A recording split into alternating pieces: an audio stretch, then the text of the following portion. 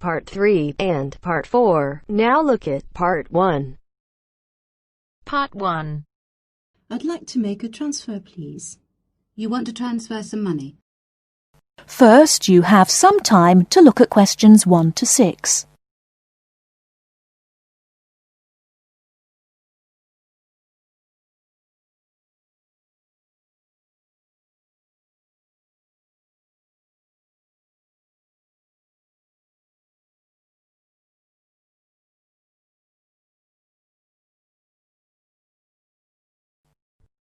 Listen carefully and answer questions 1 to 6. Good afternoon. Hello. How can I help you? I'd like to make a transfer, please. You want to transfer some money? That's fine. Let me just bring up some details. Right, here we are. Can you tell me your name, please? It's Alice Deltour. Okay, and your date of birth? 20th of February 1982. Right, and for security, can I have the first letter of your password? It's B. And the fifth letter? That's F. Fine. Now, where do you want to make the transfer to and from? I'd like to send money from my current account abroad. Which country are you sending it to? To China. My boyfriend is on holiday there, and he's run out of money. Oh dear. China, okay. Now, there are several ways to do this. We can do it by credit card, by electronic transfer, by cheque or by banker's draft. I'm not sure. What's the best way? Well, that all depends. The simplest way is by cheque, really. I just write the cheque and send it. Yes, but it can be very slow and take a long time for the money to clear, between 3 to 4 weeks. How soon do you need the money to get there? I'd like it to get there in the next couple of weeks. So really, sending a cheque is going to be too slow. Yes, I think so. Let's look at electronic transfer then. This usually takes between 2 and 5 working days. That's 2 to 5 days. Working or business days. If you send it on Friday, it will get there the following Friday at the latest. I see. That's much better. Yes, but we do charge a fee for this. We charge a flat fee of £21, and on top of that, the receiving bank may charge a fee, and an agent may also charge you for transferring the money between banks. So, how much is it altogether? We can't give you an exact amount. You need to check it with the receiving bank and any agents that they use. I see.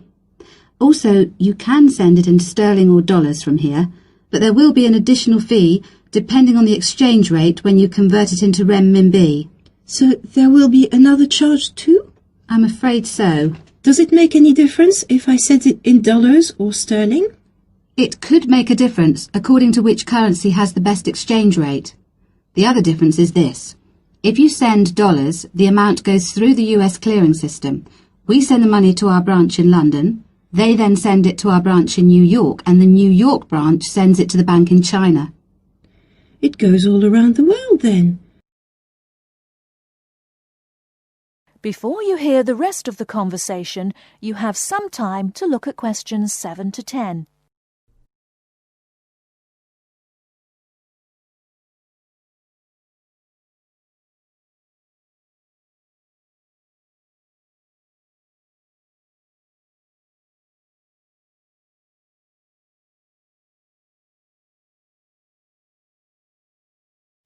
Now listen and answer questions 7 to 10. What about if I send sterling? In that case, we send it to our branch in London. From there it may go directly to China, unless the bank in China has an agent in London, in which case we transfer it to the London agent, and they send the money on to China. So how do I proceed with the transfer? OK, first we'll need some details about the beneficiary from you. The who? The beneficiary, the person receiving the money. OK, what do you need to know? We'll need the full name of the beneficiary and their account number. OK. You need to tell us the name of the bank in China and the address of the branch. We also need the bank's sort code and the SWIFT number. What's a SWIFT number? Basically, it's an interbank code. It helps banks identify each other through a unique code number. OK, and that's spelt? SWIFT, SWIFT. And the final thing we need is the reason for sending the money. You need a reason from me? I just told you my boyfriend's run out of money. Well, we don't need a reason. The receiving government needs to know why the money is entering the country, and we have to be able to tell them. Okay, so from me you need the bank's name, the address of the branch, the sort code and SWIFT number, the beneficiary's name and account number, and a reason for sending the payment. Yes, that's correct. Okay, so I'll check these out and come back to you with them so we can go ahead with the transfer.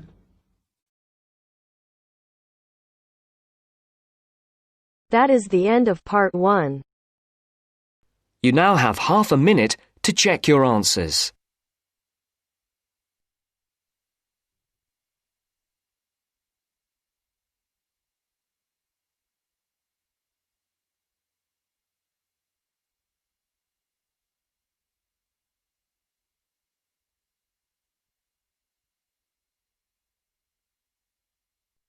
Now turns to part 2.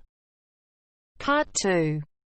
She's going to talk to us today about the pleasures of running her own business. First, look at questions 11 to 14.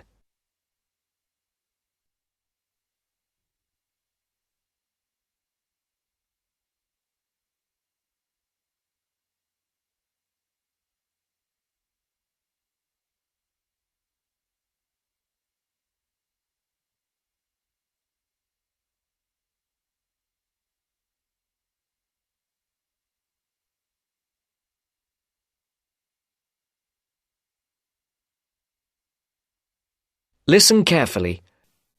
Good morning and welcome to this month's Small Business Club meeting. I'm very pleased to welcome Amy Lynn, who owns and runs a catering business in the local area. She's going to talk to us today about the pleasures of running her own business. Amy. Thank you very much. Now, I started my business 2 years ago, selling very high-quality ready-made meals using all organic ingredients sourced from the local area. And I have to say, it has been the happiest time of my life, with sales doing extremely well. I've had to work very hard, and this has meant a rather limited social life. But I really value the fact that I'm my own boss, and I can decide what I do, when I think I'm ready to try something new and creative, and when to continue with what I'm doing, and so forth. Now, I got the idea to produce these dishes when I was visiting a local supermarket, and I looked at what was on offer in the ready meals section. Lots of low-quality, unhealthy packs. And I thought, I could do so much better. I discussed it with friends. Some of them thought it was a great idea, and others thought there wouldn't be a big enough market for such expensive products. But I went ahead with my idea anyway. And as I say, it's been very successful. At the moment, I employ 2 people, one to help me with the actual preparation and cooking, and the other to work on the financial side, doing invoices and accounts and marketing. My business is expanding, but I'm not ready to employ anybody new just yet. At the moment, I'm negotiating with a local organic farmer who would like to sell my meals at his farm shop. We've already agreed that I will sell in his shop in the new year, but I just don't know how much. It probably won't be enormous. My sales in total at the moment are only about £7,000 a month, and at least for the next few months, I don't plan on increasing that. I think the thing which will make me take on new staff is if I just feel too exhausted and stop enjoying what I'm doing. And plans for the long-term future are a little vague at the moment. I've been thinking that in a couple of years' time, I'll start to sell on the internet. My sales will increase quite a bit. I won't advertise because that might mean I would expand so fast that I couldn't continue to use all organic ingredients, and I'm very anxious to go on doing that. But I think I'll need a bigger kitchen and packing area, otherwise we'll get very cramped. Before the broadcast continues, look at questions 15 to 20.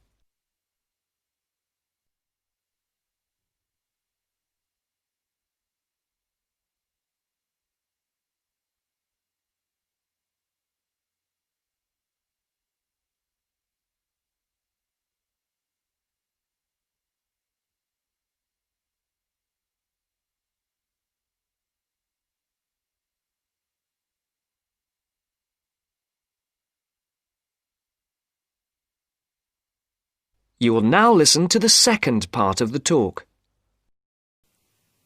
Now, I've emphasised how much pleasure I get out of running my own business, but of course, one of the quickest ways to lose heart is to try operating without sufficient capital. So, in the second part of my talk, I want to share with you how I got enough money to finance my business. The most significant part of my capital came from a grant from the Small Business Agency, or SBA, as everyone calls it. And this is how you go about getting it. The first thing you have to do is to draw up a business plan. Now, don't make this too long and complicated. I would say it should just be up to 2 pages in length. I've seen some people's efforts go up to 10 pages. Well, frankly, I don't think anyone will read it if it's that long. The next thing is it's worthwhile getting it checked. Now, don't rely on an accountant for this. Your best bet is to go to your bank and get them to look through it. Only if they're happy should you go ahead with your application. If all is well, then you should finalise your submission. Then your next step is to send it to the SBA. Now, they advise you not to do this by email, but by post. However, they say this situation might change in the near future. So, when the SBA receive your grant application, they'll judge whether your business idea is interesting, that is, likely to benefit from their grant. If they think it's good, they'll invite you to interview. And then the successful candidates can get a maximum of £20,000. I got £18,000, which wasn't quite the top amount, but still enormously useful, as you can imagine. Now, if there are any questions, I'll be happy to answer them. That is the end of part 2. You now have half a minute to check your answers.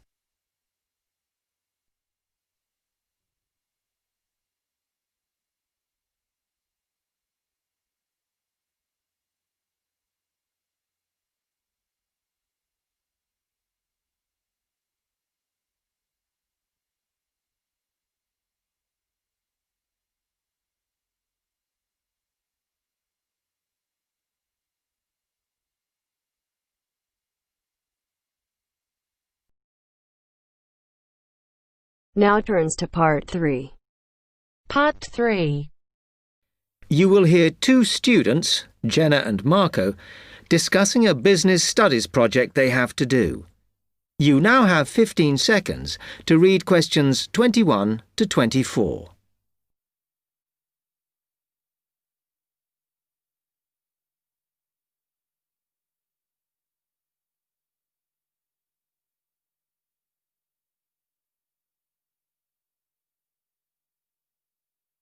Come on, Marco.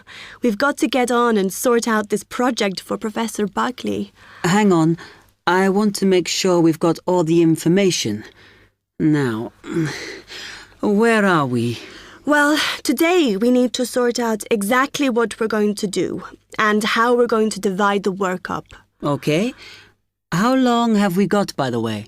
The end of term is April 6th. And he said to hand it in on week 8, so that's March 25th at the latest, because the beginning of that week is the 21st, so not long. Right. Have you got the notes there? Yes. He wants us to do a fairly small-scale study, like the last one, on whether or not businesses were offering more benefits to staff. And we've now got to look at the rise in older workers. It should be fairly straightforward. Yeah, as long as we keep it small. Who's marking it? I don't know. Sometimes he gets the PhD students to mark it for him. Oh, actually, it just says here a senior lecturer. I suppose it's too much for Professor Barkley to do them all. Yeah. Anyway, how are we going to go about this? Well, we have to decide how big we want it to be and who. Yeah, but I think we must sort out a timetable for the project. Otherwise, nothing will get done. Okay. Do you want to do that? All right. I'll do it as soon as we finish here. Before you hear the rest of the talk, you have some time to look at questions 25 to 30.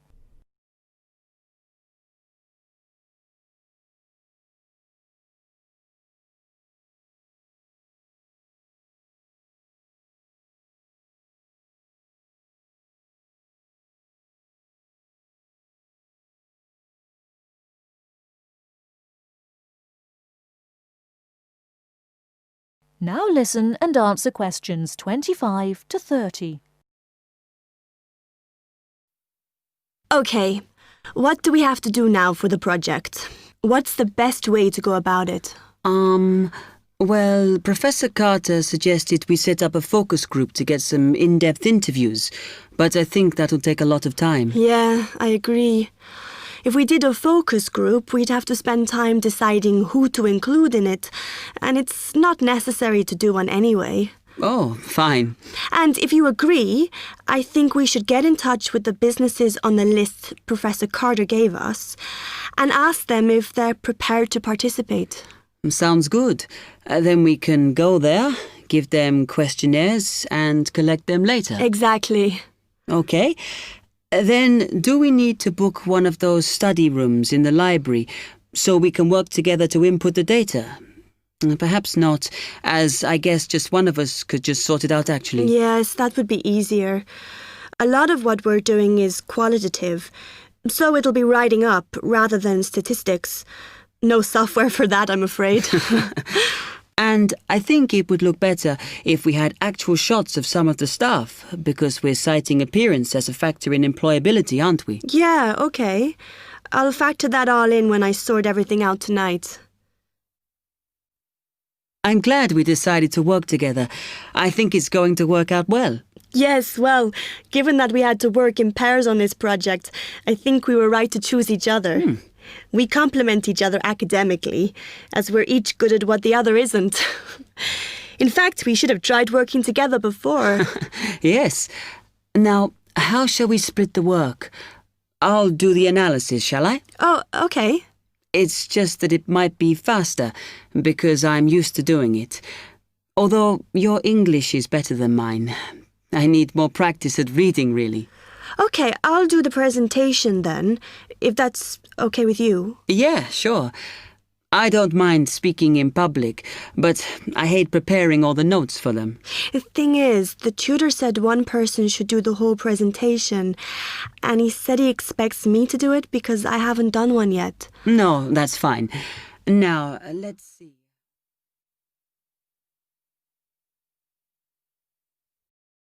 That is the end of part 3. You now have half a minute to check your answers.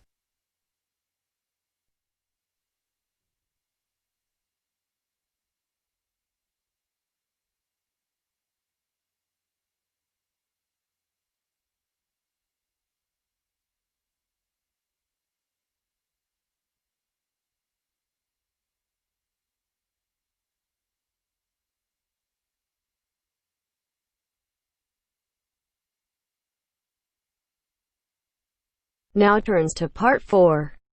Part 4. For my project, I chose to look at a subject which has interested me for a long time. Why is it that some people are much happier than others? More upbeat and optimistic?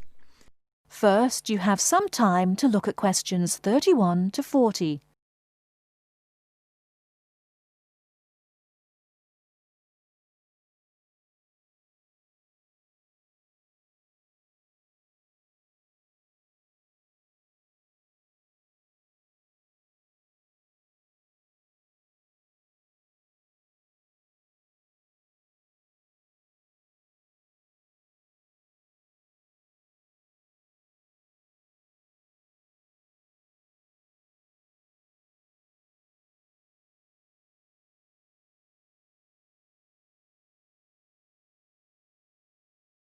Now listen carefully and answer questions 31 to 40. For my project, I chose to look at a subject which has interested me for a long time. Why is it that some people are much happier than others? More upbeat and optimistic? I should say that I regard myself as a very happy person, and so are most of my family, as far as I know. But that wasn't the reason why I chose this project. Some people think that nowadays we're becoming more depressed than we used to be, but I'm not convinced by that. And I came across some interesting research which tries to look at the subject from a positive point of view. It emerged from a movement called the science of well-being. And I decided I wanted to investigate it for my project because it involves several different types of factors.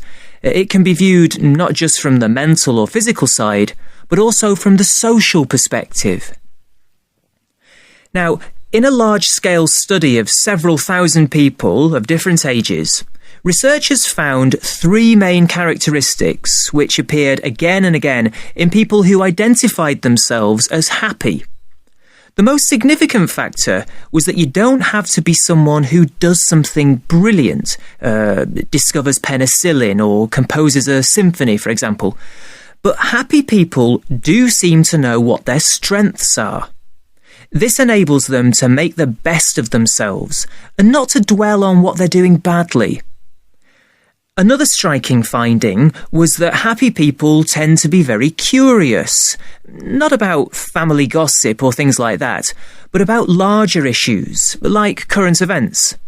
I remember one person the researchers interviewed had never learned to read, but he was happy because he kept up through TV news. And then, and this surprised me, people don't have to have lots of friends to be happy. But they do have to be able to appreciate what they do have, the good fortune they've had, and how different their lives could have been if they hadn't been so fortunate. Turning now to what the research says should be avoided if people are going to stay happy. The 3 things that stand out are as follows. First of all, reflection time on your own is good, but not if people use that time regretting mistakes and blaming themselves for everything. Another point is that people shouldn't worry about getting angry sometimes. It's part of what makes us human, and it can be healthy.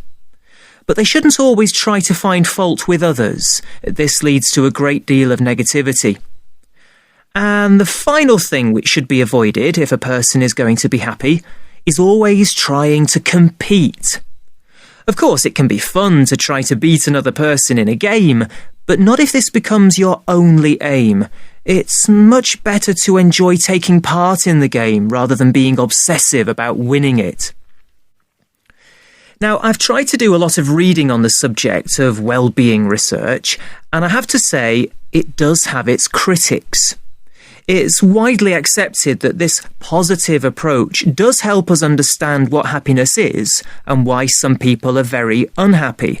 However, this has been dealt with many times before. The critics basically say that it's the old science under a new name, with only very small changes in approach. Well, that might be the case. It may bring us very little closer to finding out exactly how our brains work. But I think that sometimes even a very small change in perspective can bring real and long-lasting benefits. Above all, I feel that well-being research might help us to move away from simply prescribing drugs for depression. It helps us to explore alternative ways of dealing with unhappiness. I'd like to finish my short presentation by mentioning one of the people who was interviewed by the research team. Ada Clark is exactly 100 years old and still going strong, still giving piano recitals in her local town. She regards herself as a very happy person, and that this positive spirit has kept her healthy over her long life. But the reason I'm mentioning her now is because not one of the factors she says makes her happy is on the list I mentioned before. Every human life is unique, and we cannot guarantee what will make each one of us happy. That is the end of part 4. You now have half a minute to check your answers.